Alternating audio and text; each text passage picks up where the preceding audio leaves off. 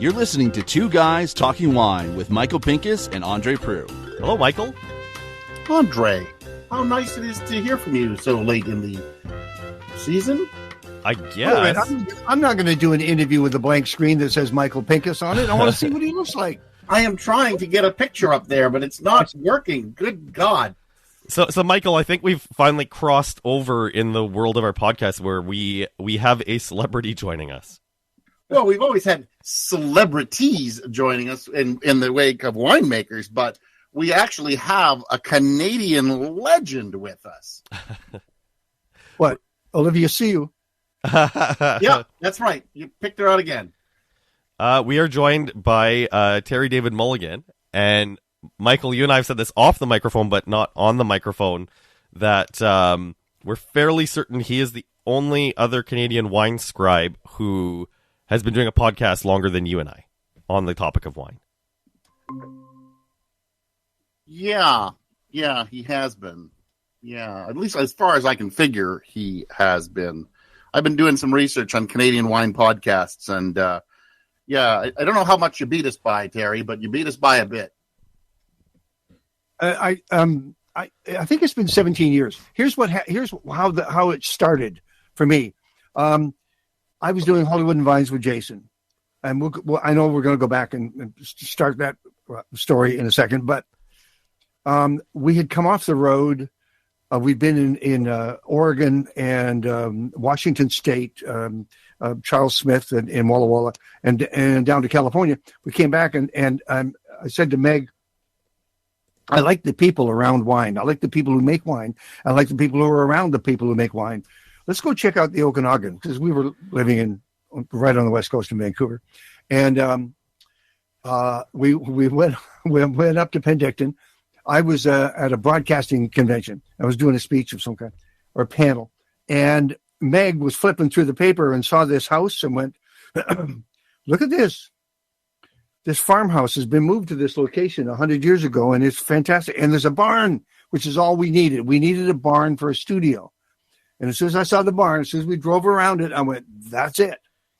And we ended up just following our wine hearts to the Naramata bench and stayed there 4.5 years. Oh. And when I got there, by the way, there was no one. I was shocked to discover, this is 2007, that there was there was no weekly wine show on radio in the Okanagan. And I'm going, wait a minute, hold on a second. Every one of these stations went to the CRTC when they got their license and said, we will reflect everything that's around us. Well, they were reflecting the beaches and the peaches and all that stuff, and nothing to do with wine. It wasn't glamorous. There was no jam to it. And I just said, that's crazy. And I started this show live for the first 2 years, except people kept not showing because they were on tractors. You couldn't hear what they were saying. You were in the room, whatever. So anyway, we eventually ended up recording it and taking it down to an hour, and that's what we have. Sorry, that's the story. So your podcast actually started out as a terrestrial broadcast. Yeah, that's right. And Don Schaefer was running all those stations up in the Okanagan then, good friend of mine. And he said, you want to do that show you talked about? I said, yeah, let's do it. And so I had to be in that studio at 10 o'clock on a Saturday morning with Harry McWaters and other people. So was it considered a podcast at that time?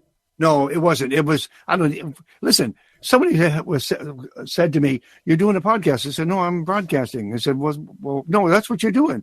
Well, what's the difference? I don't know. And I still, frankly, guys, I still don't know. I understand that a broadcast is not a podcast because that's out in the air and you can hear it in your 49 Fargo half ton. Or the podcast just is on the internet. And I'm still doing what I do. I honestly haven't been groomed to be a podcaster. I'm what I always was, a broadcaster. You know, I think the number one difference, I think it just has to do more with like the specific content. Like I come from a news talk background, and it's something that I learned at a long time. Broadcasting is that like taking an on-air topic, like crapping all over the news, talking about the news, talking about like live news as it's happening, and moving it to a podcast format just doesn't work. And also, like, the formatics are a little different, but I mean, doing a show about wine and talking about wine, I think the formatics are a little different in general, where like it's hard to get into like full on radio broadcast mode when you're talking to guys on tractors, right? Well, but full on radio broadcast mode requires that voice, that annoying voice that that none of us want to use except or admit to. But I was never that guy. And the reason why I couldn't get along with radio and radio couldn't get along with me was because I wanted to just be myself and talk into a microphone. And they wanted me to talk like that. And I just went, I that's not me. They also wanted me to change my name. It was too bulky. So what did they want you to be? Brad somebody. I was Eric Michaels, which is just taking my middle name and my first name and switching them. That's a good one. And I spent the past like 10 years working with Jim Richards in Toronto, and the story he tells, he had a program director that wanted to change his names to either Jim Beam or Jack Daniels. So clearly a program director that they have been taken by every third announcer in rock radio. No by the way, kidding. I'm very pleased to see someone actually know how to work a microphone as a professional. But I know what I'm going to get you for Christmas. I'm going to get you a windsock, a nice red windsock. I'm saving my pennies to hopefully get like a Shure SM7B to up my mic game, but no, you're right. I do need a good windsock on this. My P's are a little poppy. It's good to see somebody work a microphone. Nice. All right, so the reason why we're having you on the podcast, apart from the fact that first off, I guess before we get into the real reason why we have you here, what is your podcast? How can people listen to it? Just because I'm sure there's a lot of people who are listening to this that probably haven't heard of your podcast. It is in fact Tasting Room Radio, which is the title that was always in just behind my left ear. It just made sense. Tasting Room Radio. It actually spins off from the thinking of Moses Neimer and Much Music, City TV. He made his entities as simply understandable as possible, and I wanted Tasting Room Radio. Nobody else had it. And it made sense to me, and I just stuck with it. And it's been 15 years now. 15 years we've been doing this, and it was such fun. I was still doing radio. I've been for 27 years now. I've been doing Mulligan Stew on the CKUA radio network. That's all over Alberta. I went to do a story on them years ago. And I realized that this was the story I heard. This was the station I heard when I was a Mountie in Red Deer. And I loved this station because they would play crazy stuff like Led Zeppelin next to Gene Autry. It just didn't make sense. And I just thought, what a ride that is. So when I finally discovered them and I did this story on them, I said, if we can figure out how to logistically do this, I'd love to do a show for you. Well, what would you do? Rock and roll. Well, we don't play rock and roll. You're missing the boat, aren't you? And I don't play rock and roll. I play Taj Mahal and Ry Cooder and B.B. King. I play all that stuff. And that was 27 years ago. Did he just say he was a Mountie? To this day, I do that every Saturday from 4 to 6 Pacific, 5 to 7 Mountain, 7 to 9 Eastern. I sit here and play everything. Do you know David Marsden? Yep. It's amazing just like having that out of the box thinking, how that can really make what comes out of a transmitter really interesting. And like it's always really, really inspiring to work with people who have that out of the box. And Wayne Webster's a shout out to another one where I love talking to Wayne, who's now at Boom 97.3 in Toronto. You know, you can just see him in his office around December when the spot load lightens up, just to be like, oh, now I can play the 6-minute version of this or the 7-minute version of that. If I can read this, are you still with us, Michael? Yes. Yeah, I'm having a hell of a time getting the camera to work and everything. Somebody buy him a lamp. I'm still in the dark. Get a light on his face, for God's sake. No, it's okay. He's got a face for radio. You don't need to see his face. You got a face for radio. I just want to tell you that this is the first hour of my Christmas show, Christmas Eve. It goes like this. I've got Walk Off the Earth, Bahamas, Z Avi, Annie Lennox, Brothers and Sisters, a gospel group, Amy Hell and the Wood Brothers, White Horse, Albert King, Eric Clapton, the Pogues, Bruce Coburn, and then hour 2 is Christmas in the Round with Barney Bentall and Jim Burns and Bill Henderson from Chilliwack and Roy Forbes and Rock and Roy Forbes and the odds. And that's how it goes. I just love how excited you are about that. I haven't heard about the odds in so long. Jeez, they're still All right. around? So this is the longest way of saying the real reason why we're having Terry David Mulligan on the show today. We got an email from Olivia Sue, who let us know that there is a new wine from the Okanagan Valley, and it is called Q&A. It's a premium wine project by Hollywood actor director Jason Priestley, Winemaker's Cut proprietor Michal Mosny, and broadcaster Terry David Mulligan. And what we have in our hands is one of my favorite things about BC wine, which is the Bordeaux style varieties. I've taken one sip of this, and I think I will unpack what I'm about to say. And Terry David, you can tell me if I'm wrong. First off, the big problem we have with BC wine in Ontario is lack of access to the market.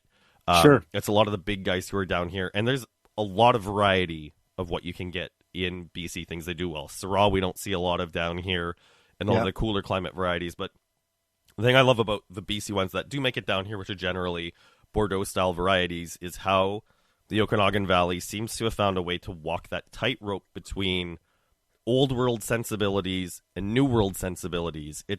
I don't think you can walk into BC and be like, they're looking to Bordeaux for homage, and they're trying to learn from that. Just like you can't say, okay, these guys are a bunch of Californians trying to do California, where, you know, if you talk about Niagara, the great wines in Niagara are firmly drawing their inspiration from the old world. Yes. And there's a belief system. You believe in what you're doing because you've learned your lessons along the way. You've listened to those who are trying to make this wine better. That's why you hire consultants. You hire consultants to say, okay, you need to make a left turn with this wine, all right, and listen to them, right? So, I mean, this first of all, the vineyards are at Quail's Wayside, which is just below the Fairview Golf Course and Fairview Wines on the Golden Mile. Now, Bill Eggert sold Fairview Wines, but he was known for doing red blends called like the Bear and Bucket of Blood, and really like you knew you were going to get banged over the head. It's just below that, and that's where the red wine comes from. The Shahal as well, the Shahal Vineyard, which is at District Wine Village. This is 45% Cab, 35 Merlot, 38 Merlot rather, 13 Cab Franc, and a 4% Petit Verdot. And when Michael asked Jason and I what we wanted the blend to be, we said, well, we're both big Cab Franc fans, so see if you can bring the Cab Franc forward. We tried that blend, and we passed on it for this one. That's how much we like this. We were ready to welcome the Cab Franc blend that we have. I still have the bottle in the back with all the writing on it. But this one was hands down. This was okay. And imagine how. And then Michael just said, "I'm going to send you a case. Have one bottle a month. Taste it. Make your notes, and let's talk." And so we tasted those 12 wines, and it got better and better, and we could see where it was going. This wine is still tightly wound and young, but it will be really good down the road. So the question is, as everybody always seems to ask us, how was the vintage in 2020 in the Okanagan? I can tell you what it was like here in Ontario, but you guys are just a little bit further away than it's easier to find, you know. Depending on who you talk to, it was either one of the greatest or it was difficult. And that early springs, the cold, wet early springs, what you really, really, really need, of course, is that heat to come, those heat units to show up. And they did just in time. There was some smoke in the area from fires, although they have done a great job in clearing up the area around the Okanagan Hills, taking all that quick spark bush away, and it's better now. It's better now. There was nothing more difficult than the growing year we went through this year, Michael. It was ridiculously cold, and they were about 2 to 3 weeks away from losing their entire growing year. So we're talking 2022. Yeah, 2020. I just as reference. 2020 was Just a good year. It was a good year. So it was a great year for grapes, but a bad year for people. Yeah. Yes. You're stealing that from me. It literally says that on the. When I was doing my interviews, I said, the crops don't care. The vineyards don't care. Yeah. They don't care what's going on out there.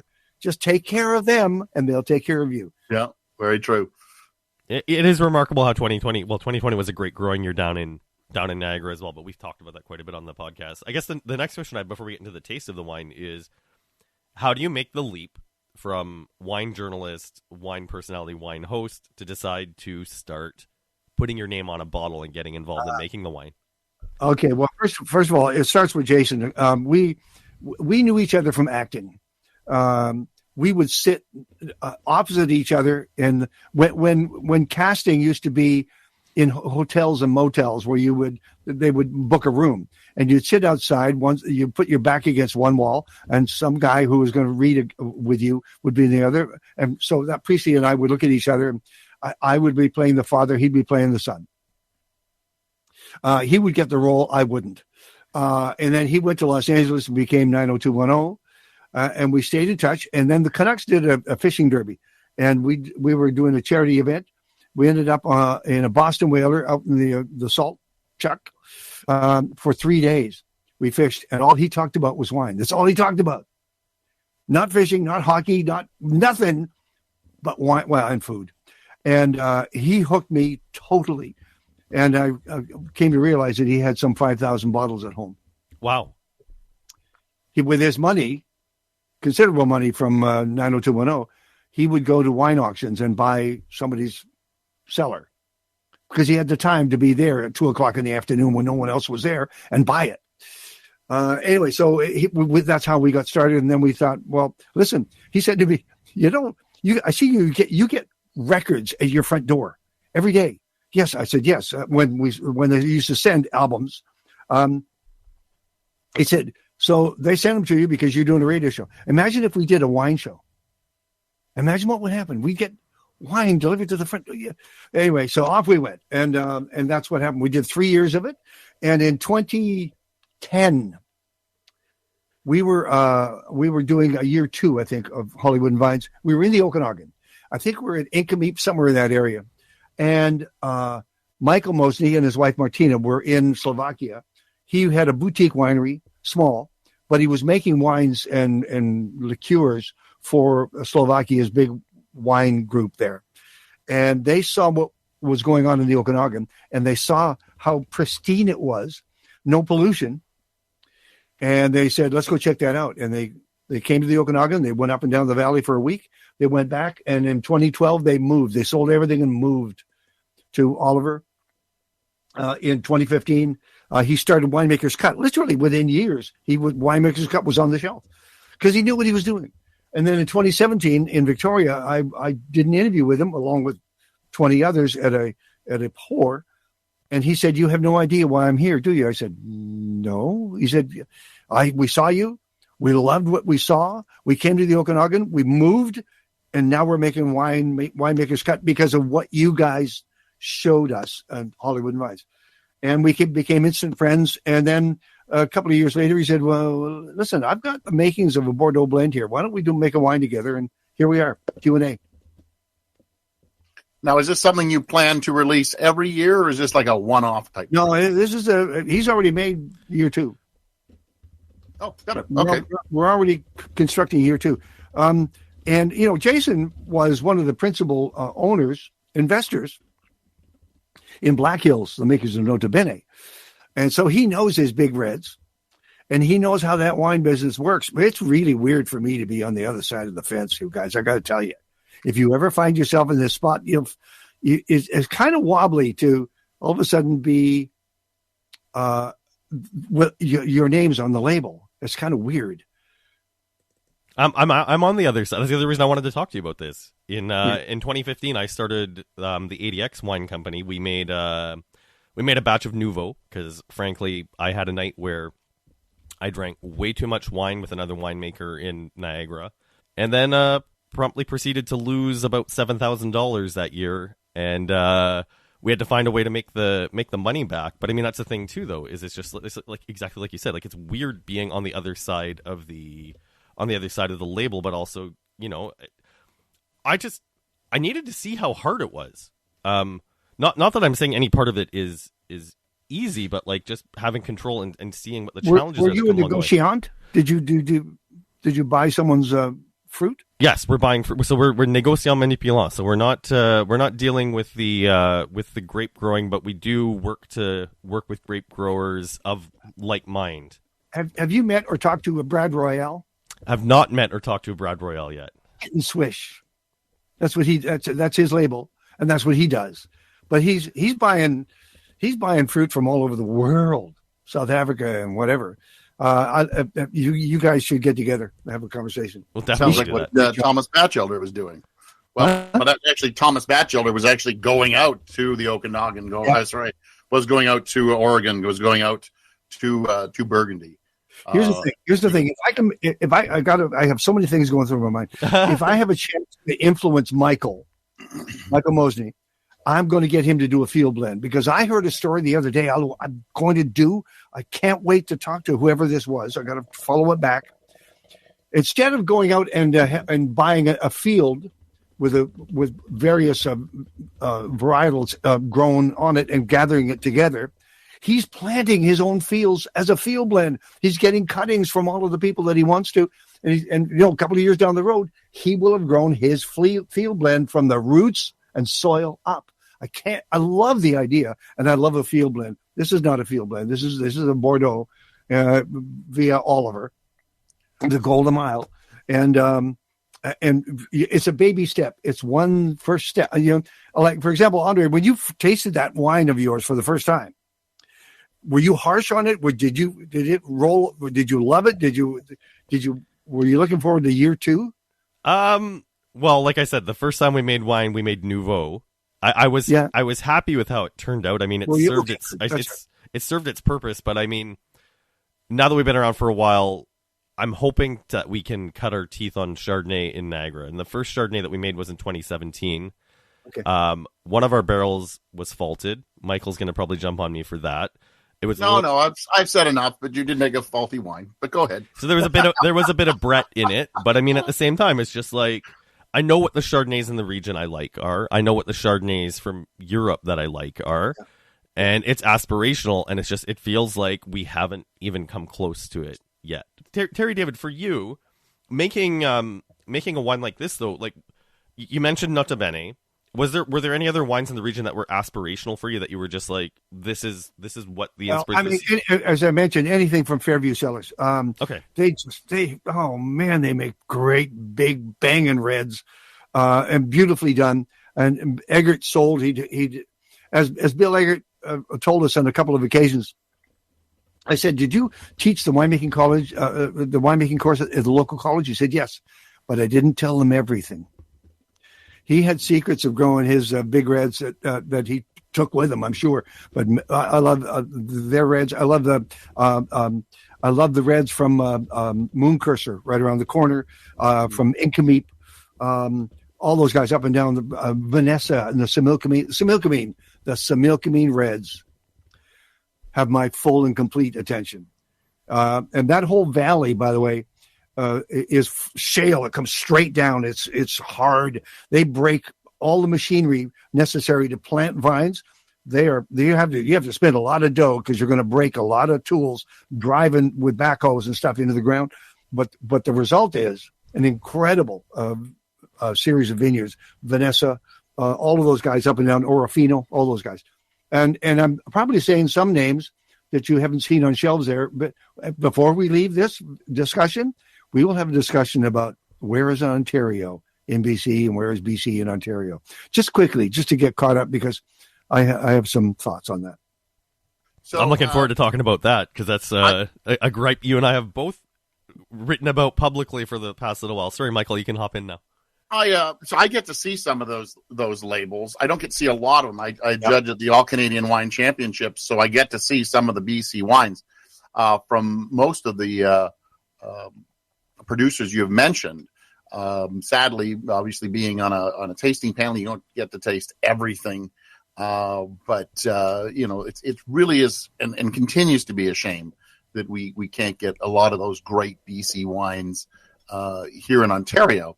And I guess Terry, the question that I would have for that is: it because there is such a limited production, or is it the laws of the land that really stop us from getting those? To quote Charlie Pillatieri, "You're a bunch of homers. You drink your own juice. You don't want anything to do with ours. You just drink BC. That's all you do." Well, we do. He's right in that respect. We do, and Ontario does the same. You drink local because not as much. Not as much. We do because Yes. we realize, all of us, that we are blessed to have underneath our nose a wine growing climate and region that seems to be favored. By the way, there is a breaking news story today, guys. You've been busy, but let me tell, if you didn't know, I'm in the Cowichan Valley now. I'm in Mill Bay. Behind me is Unsworth, right? Purchased by the Jackson family from Jackson Triggs, from Kendall Jackson. Kendall Jackson, yeah. Yeah. Oh wow, that is pretty big news, actually. They got purchased 2 years ago.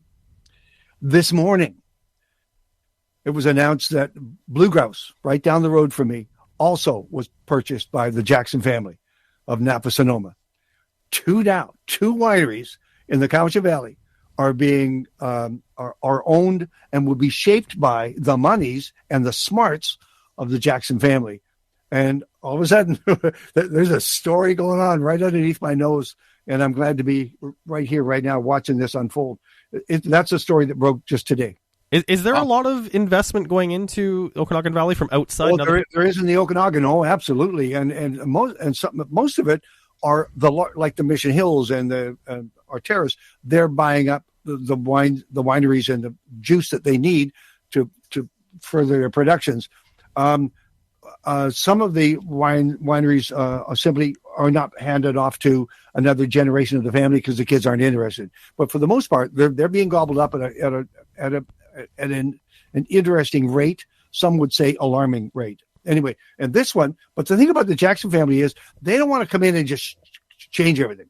They're going to keep everybody in place. They're going to make their wines. They're going to, like what they did with Unsworth.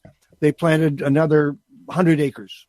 No, 50. They bought 300. They planted about 50 or 60 of Chardonnay and Pinot Noir, and they're not going to. Everybody is still in place. Everybody's still making the wines that was there before they bought it. Same thing with Blue Grouse. But what they do is they fly some of their consultants up here and do soil testing and they're absolutely going to make the Cowichan Valley better, much better. Interesting. I mean, that's one thing where if we're talking about, like, it sounds like what's happening in BC. There's people who think there's money to be made in the industry. You don't buy a winery unless there's a way for you to put a few dollars in your pocket. In Ontario, it almost feels a little stagnant. Michael, would you say that that's a fair thing to say? Like, we haven't seen a lot of money going in since the days of the Asian purchase for ice wine. Yeah. And obviously with the relations with China still being a little bit frosty, that industry hasn't really picked up steam since the whole situation with the Michals.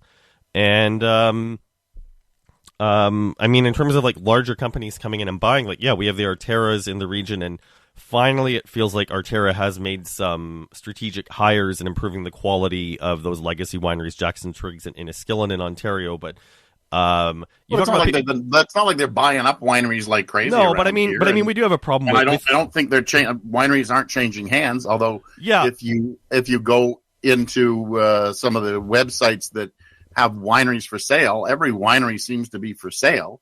It's just, who's willing to come out and match the price and pay it at the moment. Our government isn't very friendly to wineries. Let's be honest.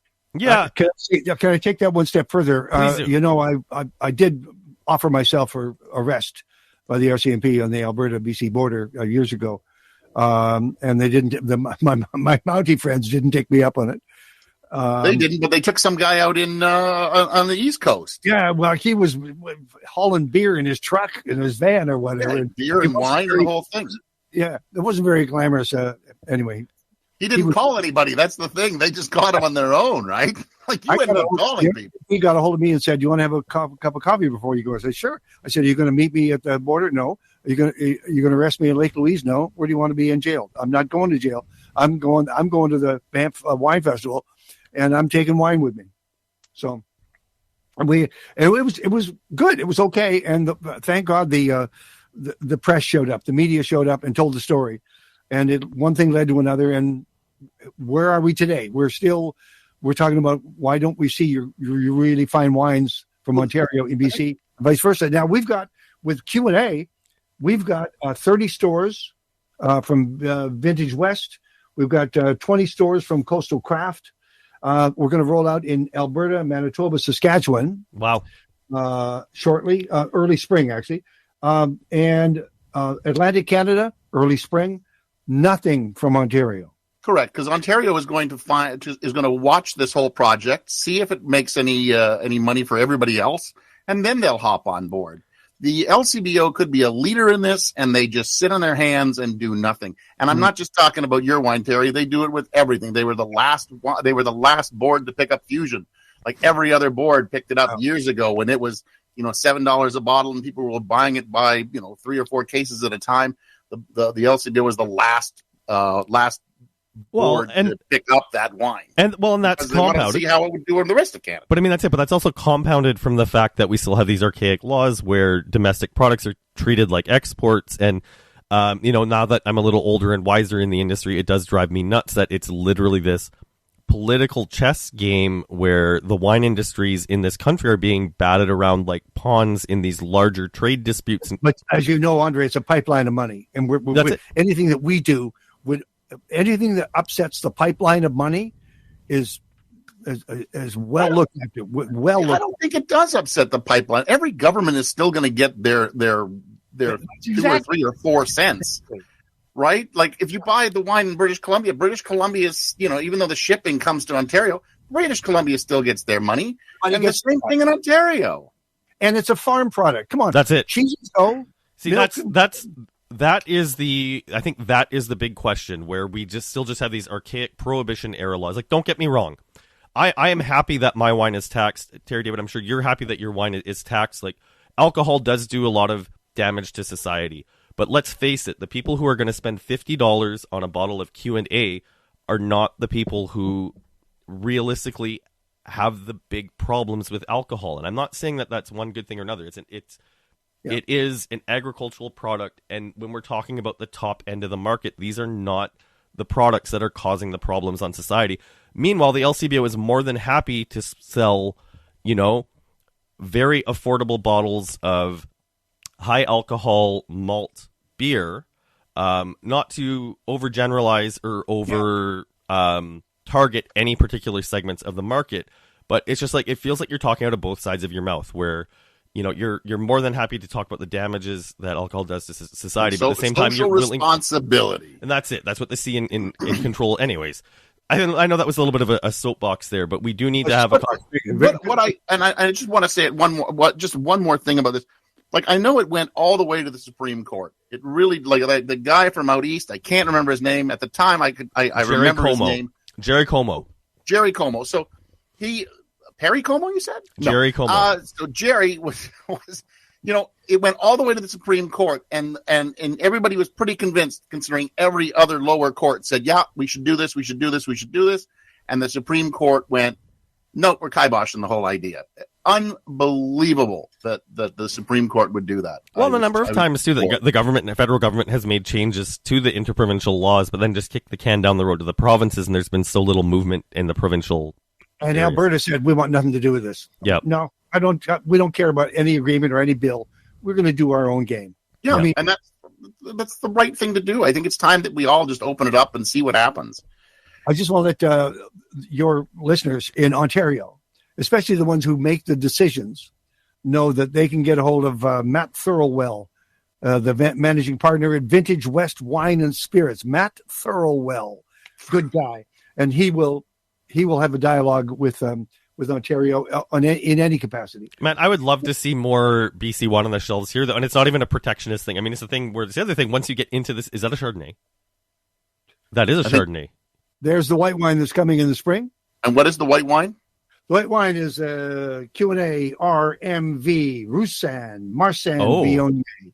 Oh, thank God. 58% Roussanne, 34% Marsanne, 8% Viognier. So André saw the Burgundy bottle, and I think he wet himself just a little. And if you had said Chardonnay, no, he would have completed the wedding. Michael, Marsanne Roussanne is my second guilty pleasure, just because I find it sort of Chardonnay adjacent. Should we give you a few minutes to clean your pants up? But it leans into the stuff about Chardonnay that, like, when I like my Chardonnay to taste like pineapples and mango with an accent of spice. The thing I like about Marsanne and Roussanne is it leans more into the spice and the austerity and the minerals. So I'm looking forward to tasting that. Probably we'll have to smuggle it, I think, Michael. I don't know. Olivia might be able to hook us up. Olivia, speaking of Olivia, send your message again. It went by too quickly. I didn't read it on the screen. Michael, I read your newsletter. I get your newsletter. I've gotten it for years. Thank you very much. So sorry, just a note from Olivia. Before I forget to mention, Zero Rush. Just a quick reminder before the wrap. Please feel free to re-mention the Q&A 2020 Red Blend is Okanagan's newest premium red wine. It is available through QA.wine for $50, and it ships Canada-wide. That was very radio. Now very comes the truth, guys. You've been sipping. First of all, it's a first taste, and I would never put anybody on the spot, but we need feedback. We're looking for feedback. Just some thoughts.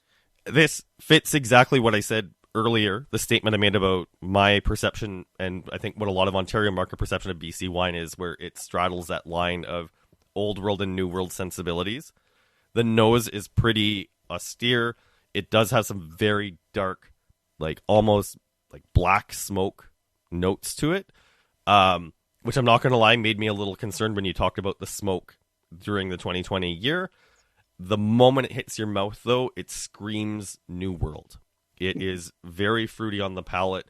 I hate the fact that, like, just the nature of wine rating and these type of interviews, you know, I didn't have a chance to treat this wine the way I would if I would serve it with friends or family. This needs some decanting if you're going to open this right now.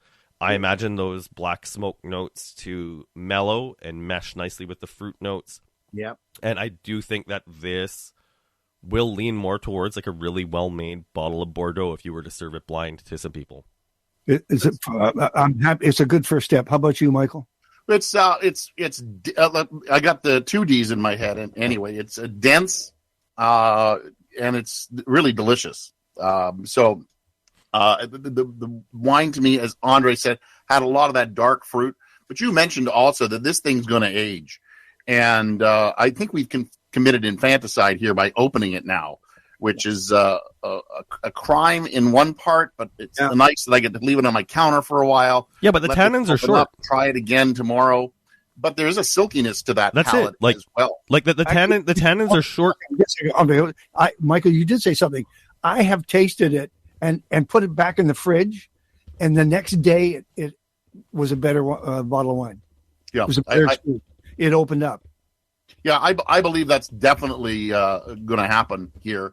And I love the fact that you said put it in the fridge, because I do wine tours, and André and I talk to people, and I'm sure if we tell them to put a bottle of red wine in the fridge, people lose their minds. It's unbelievable how many people go, well, you're putting a red wine in the fridge? Yeah. And you're like, yeah, put it in the fridge. Treat it like milk. Like, slow it down. I mean, that's it. I don't mean it, but I have had people ask the question, and this is one of these things where the audience of this podcast is definitely more wine educated, but like, as long as you're not going to extremes, you're not letting your wine freeze, you're not letting your wine cook. If you open a bottle, like, if you over chill it, you're not going to damage it by bringing it up to room temperature or vice versa. Like, keeping a bottle of red wine in the fridge will let it keep longer if you want to enjoy it over a couple days, and there's nothing wrong with pouring your glass, letting it warm up to the temperature you want to drink it at, and enjoying it that way. But it is fun to watch it warm up as well, right? Like watch the condensation. Yeah, drink it while it's really cold, and then find out, that perfect temperature. And it's amazing how many people will tell you that they like it a little bit of chill on a red after they've done something like that. Then the 75 degrees that they serve it to you in a restaurant, that's been sitting. The bottle's been sitting by the kitchen, and you're like, well, I don't really get much anything out of that wine. All right, here's a question I have for you. That's a branding and marketing question, Terry David. You've priced this at $50 a bottle. Yeah. This is clearly a Vin de Garde, like it's a wine that's designed to spend some time in a cellar.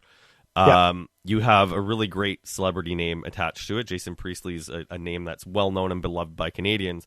Why make this so accessible in pricing when there are certain other wineries in BC that are more than happy to tout high scores, tout their pedigree, and charge a lot more? We never had that discussion. We didn't want to go there. We were trying to be honest with it.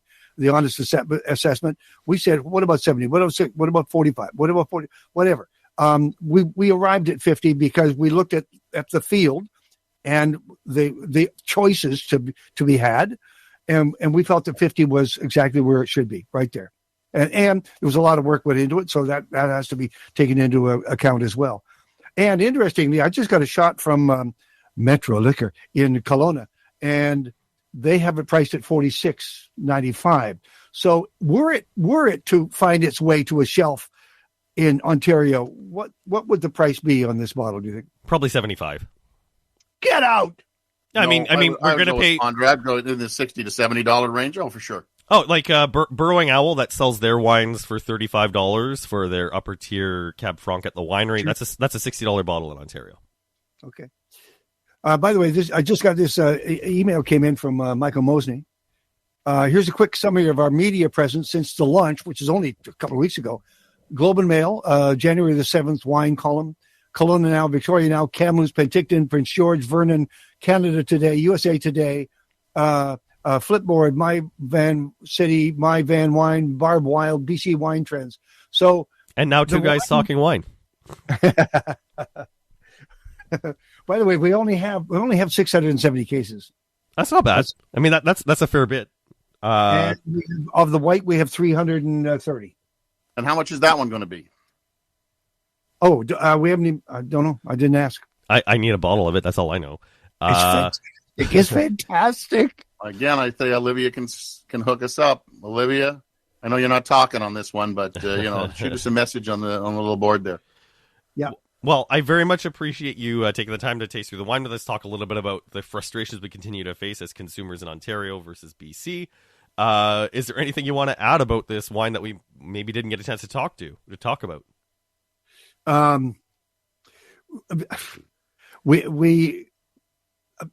Here's the deal.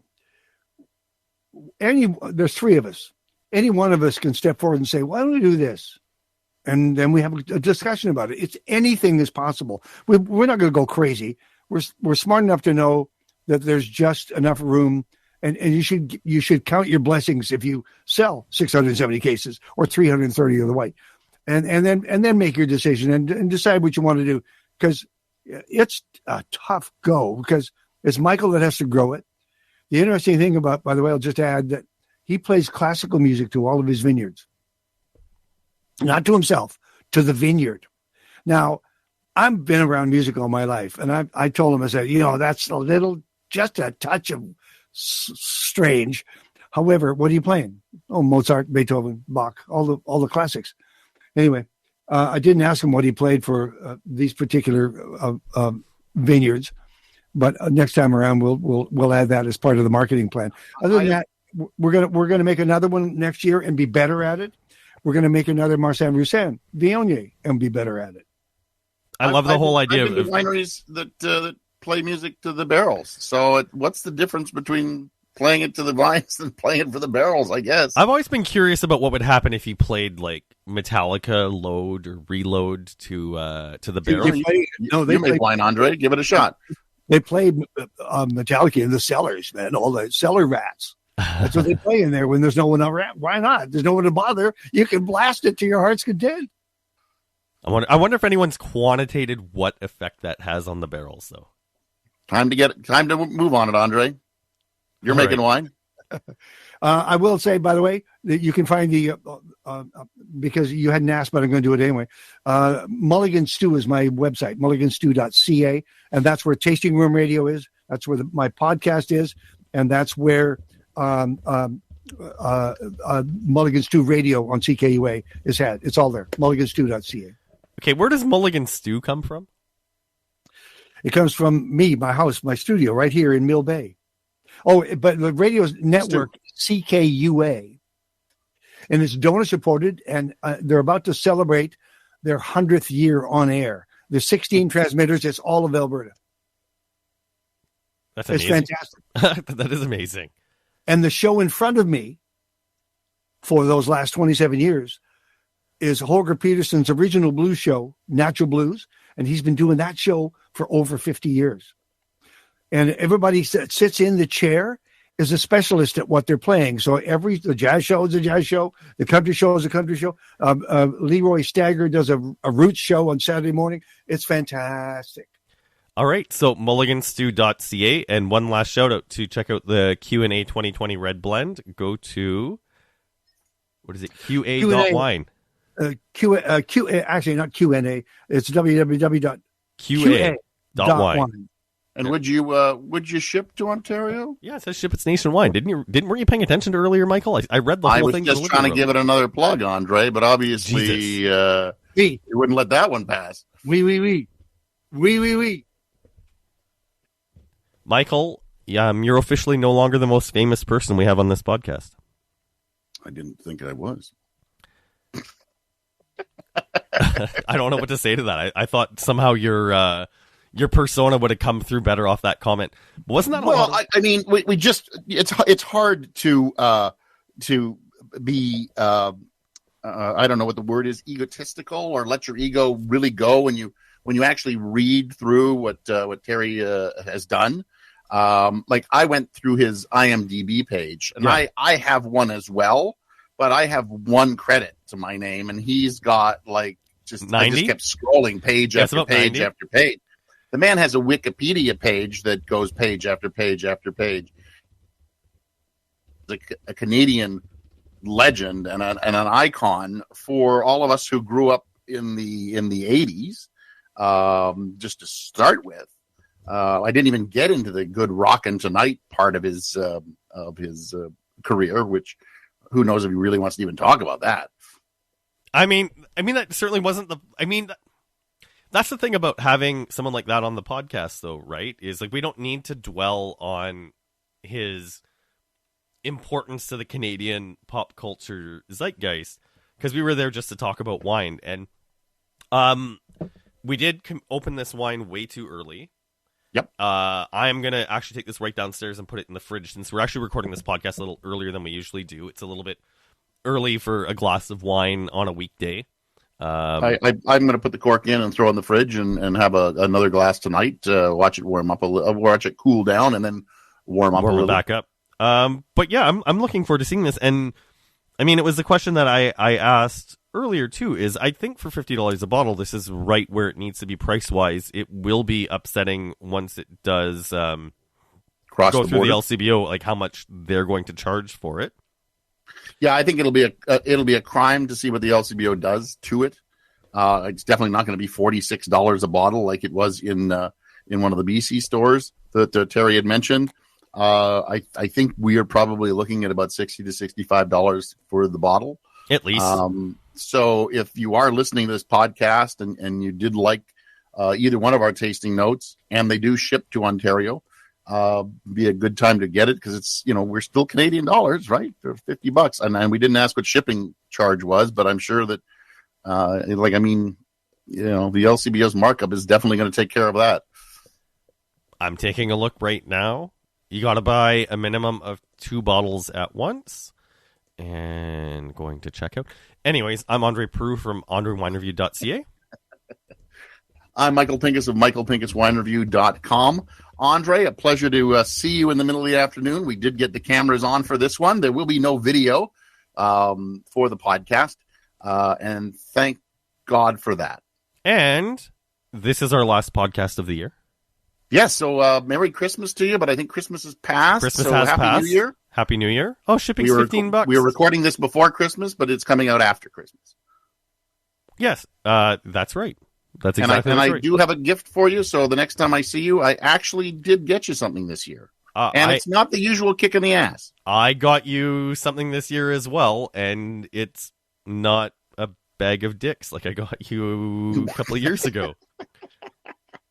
So, see, we're getting better, I guess. Maybe what we should do in the new year, once we're back, I think you're having a baby. We will be taking a little bit of time off. We don't know how long it will be.